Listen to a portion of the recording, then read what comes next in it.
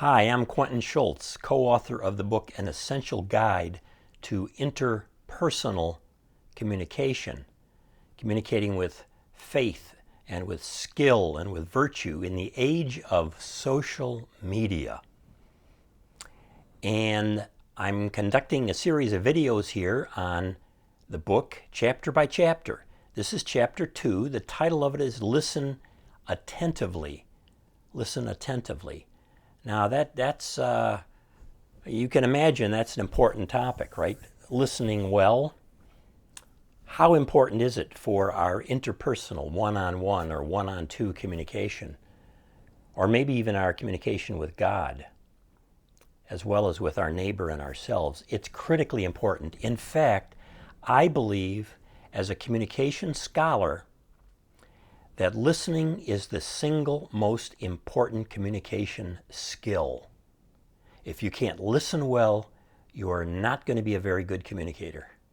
And in fact, you're going to get into trouble. As I'll talk about, you will become a fool. Wise people listen, fools don't. But how do we listen? Chapter 2 in our book is all about this. So stay with me right now as we run through some of the aspects of listening, and then pick up a copy of the book when you have a chance and view some of the other videos as well. So listening attentively from our essential guide to interpersonal communication. What is listening? What is listening? Boy, we think we know, don't we? It is attending to reality. Attending to reality. Wow, is that something? Think about it. To pay attention to reality, to become intimate with reality, to attend to it, to reality, the way things really are. Become intimate with the way things really are in life. We know what we're talking about. We know what we're texting about. We're not fools. So listening involves becoming intimate with the way things really are, not the way we think they are, or we would like them to be. All the time around us, seeing things, hearing things, reading things, watching television, whatever it is, we've got input, and we're assessing all this input. And to truly listen means we have to overcome within us the limiting factors, especially that we want to conform the exterior reality to what we think it is. And so we don't really listen. It requires standing under others. Standing under others. Is that a phenomenal way of thinking about this? To stand under someone else. In other words, to put ourselves underneath them, to humble ourselves, just as God came down and Jesus Christ humbled himself to earth, became a human being, and communicated with human beings, and got a sense of the reality of what's going on in their lives, in their hearts. And so it is that we, created in the image and likeness of God, have this incredible ability to be able to listen to others and find out what's going on with them, to stand under them. So that's where that term comes from, to understand another human being, to stand under them, to humble ourselves, because our tendency is to put ourselves above them, in which case we're trying to conform outside reality to the way we think it is, and we get into trouble, because that's not the way it is. We fool ourselves all the time, and we don't listen well. Listening is multisensory. It's multimedia.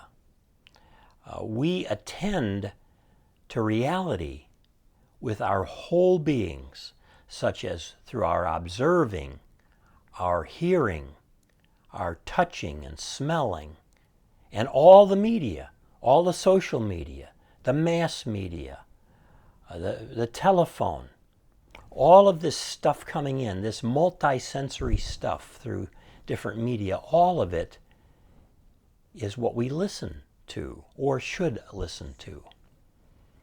And so listening is not just hearing, and it's not just a matter of speaking and listening. It's a matter of becoming intimate with reality.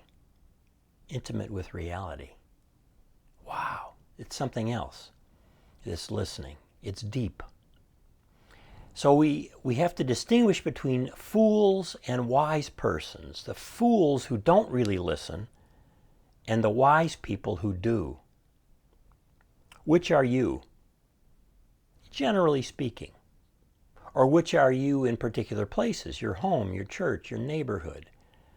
Wise people know what they're talking about. And I put talking in quotes there because it could be texting, it could be talking on the phone, whatever medium it is.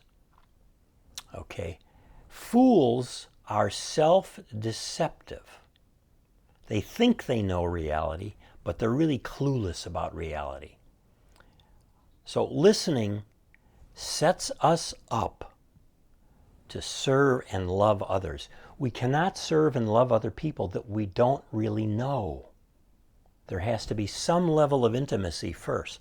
So, I can't love my wife in concept. I have to love her as a distinct human being. Barbara is Barbara, and I have to get to know Barbara. I have to listen. I have to observe. And after a time, I begin to get to know her well enough that I know what her needs are and how best to serve and love her. It's the same way with, let's say, a pastor in a church. That pastor has to get to know that congregation and how best to preach to them, how best to serve them. So all the time we listen in order to get to know, to truly know intimately, in order to serve, to love. It is a marvelous thing. And the fools among us and the fool within us doesn't listen adequately. We don't pay attention. We're not attending to reality. We don't deeply, intimately know reality, and so we're oblivious. We go about life, we think we know, but we don't know. We don't listen well, and consequently, we don't love deeply. I'd like to talk about 7 ways of listening well. In the book, Diane Badzinski, my co-author, and I put a lot of charts and a lot of very practical tips for people with interpersonal communication. And we include this: 7 ways to listen well. I think this alone is worth the price of the book. We really took time on this to try to figure out how to explain to you in only 7 items how to listen well. So think about these. Dedicate yourself. Intentionally choose to listen. Intentionally choose to listen. Do you intentionally do it or not? I'm very serious about this. We go along in life, but how often do we say, I'm really going to listen? I'm going to intend to do it. I'm going to dedicate time to do it now. Let me tell you a story about this. I was an early university professor, and nearby my mother lived. I hated my mother. My mother was a paranoid schizophrenic. She was very difficult to get along with. And she never accepted any woman in my life. She never eventually accepted the woman that I married. When we had our first child, a son, she did not accept him and refused to believe that he was ours. She was always critical. From early on in my life, she was so difficult to get along with and such a critical person. Now, I know part of it was coming out of her illness, but boy, oh boy, I have to be honest with you here, transparent. I never loved her. In fact, I hated my mother.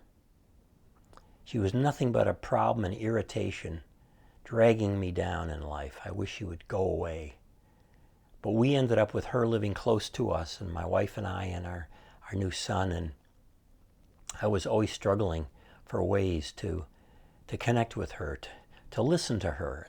One day I was driving from campus down University Boulevard to visit her after work. I said, God, oh, help me. I don't know what to do, how to approach this again. I know it's going to be stressful. And a thought came in my mind to ask her about what it was like living in the Great Depression. What was it like, Mom, living in the Great Depression? I have no idea where that thought came from. No idea.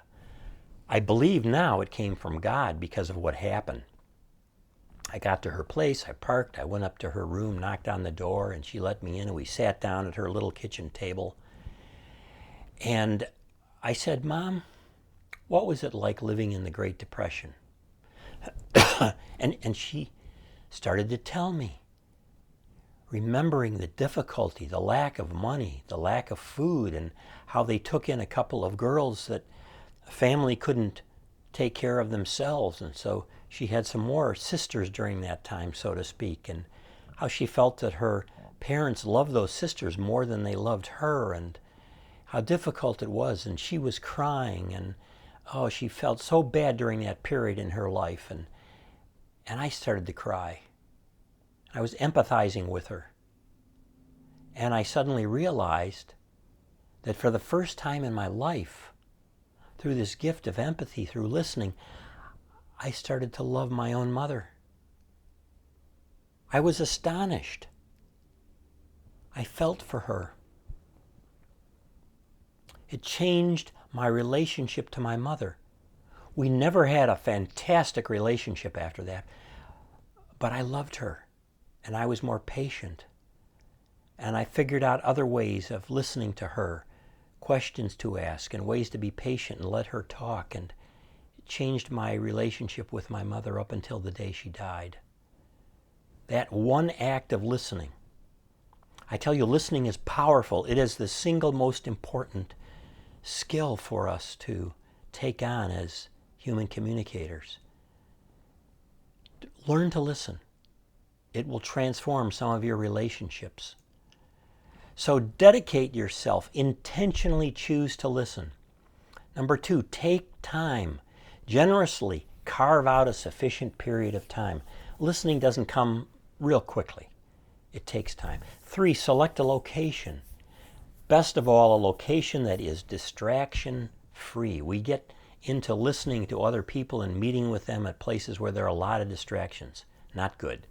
Number 3, select a focus attention. Number 4, focus attention.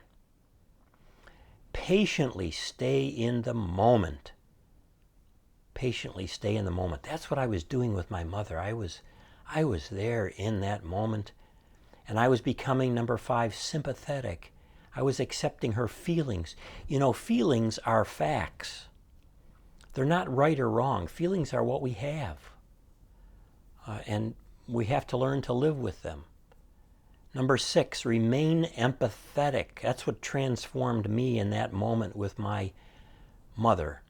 I was empathizing with her. I was being non-judgmental. I was putting myself in her shoes, and it was transforming my relationship with her. Boy, I thank God for that.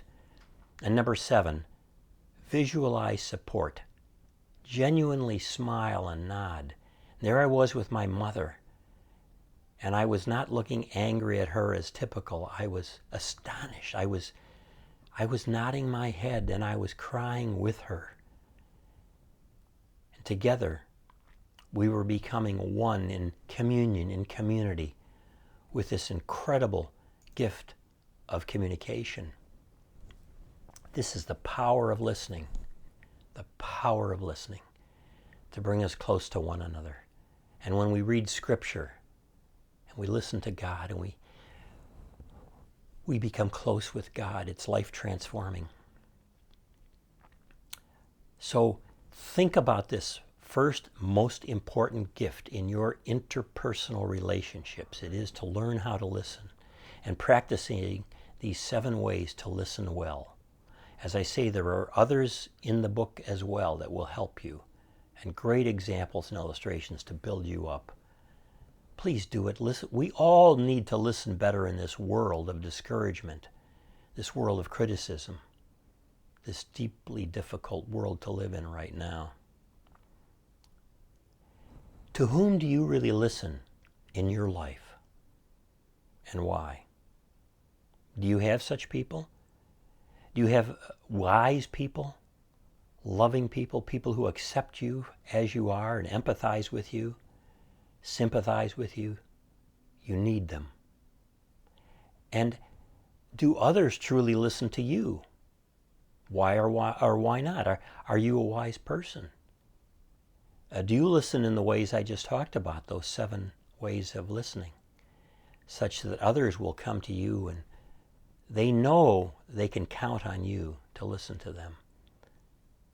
If not, learn to be a better listener, because you will bless other people through this. So this is from chapter 2. Chapter 2 in my book with Diane Badzinski, An Essential Guide to Interpersonal Communication. Chapter 2. I'm Quentin Schultz. You can check out my website too at quentinschultz.com. And please pick up a copy of the book. It's inexpensive. Read it, maybe get it a group for your church or your friends, and read through it together and put in practice what the book offers. It will change your life, just like it changed my relationship with my mother. One of the most difficult relationships in my life for years was transformed by the simple gift of learning to listen and practice listening well. And that can happen to you too. Thank you so much for tuning into this video, and please watch the others as well.